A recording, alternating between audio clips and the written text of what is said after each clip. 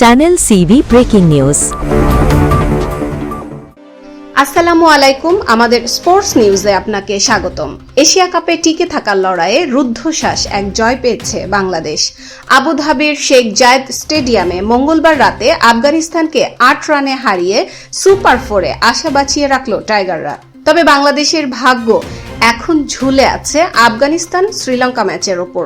চলুন দেখে আসি ম্যাচের বিস্তারিত।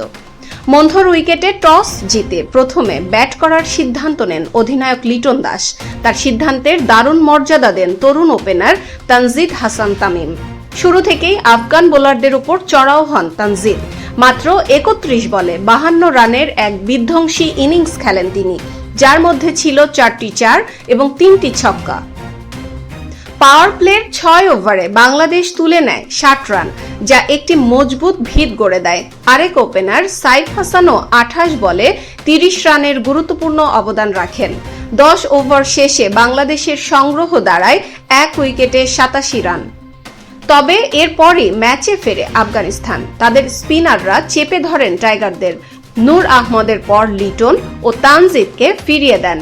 রশিদ খানও তুলে নেন ২ উইকেট। আফগান স্পিনারদের দাপটে শেষ ১০ ওভারে বাংলাদেশ মাত্র ৬৭ রান যোগ করতে পারে। নির্ধারিত ২০ ওভার শেষে ৫ উইকেট হারিয়ে টাইগারদের সংগ্রহ দাঁড়ায় ১৫৪ রান।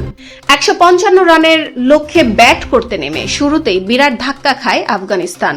ইনিংসের প্রথম বলে নাসুম আহমেদের শিকার হন হযরতুল্লাহ আতাল।